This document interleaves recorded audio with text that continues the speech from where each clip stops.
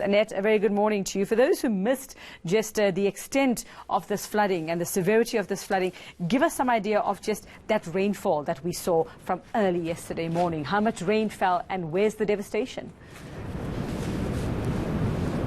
Good morning, Yveka. Well, currently here at the Sea Point Promenade, it's more like we're experiencing the cold after the storm because the strong cold front made landfall yesterday over the southwestern parts of the country.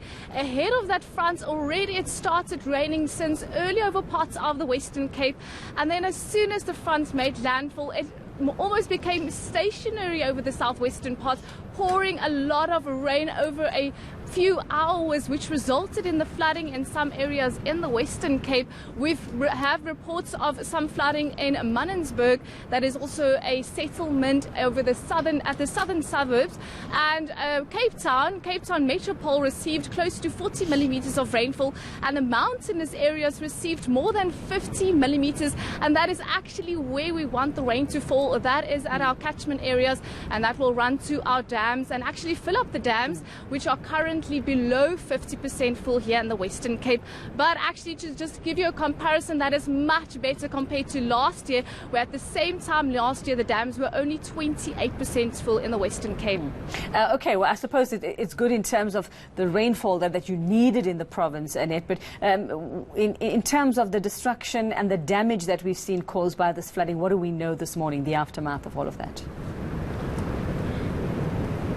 Well, we've had reports of some flooding, localized flooding at a township, Munensberg, close to Cape Town, also close to Gugulethu, and this is mainly due to drains that are blocked. It's also because of water at high-lying areas flowing down to low-lying areas, and also because it started raining since early yesterday. More rain on already saturated ground is also not good news, and this also results to some localized flooding.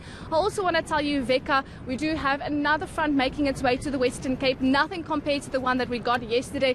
So right now it's not cloudy outside, it is quite chilly, and you can feel the icy wind on your face. Also, you can see behind me the swells are quite hectic here in Cape Town currently, but we are experiencing strong winds along the southern coastline, with also swells of more than 6 meters this morning at Mossel Bay, also spreading to Plettenberg Bay. So that second front making its way to Cape Town, where we are expecting more isolated showers later today. All right, and then you've been driving around this morning, Annette, to chat to us and having a look. The state of the roads, what have you found?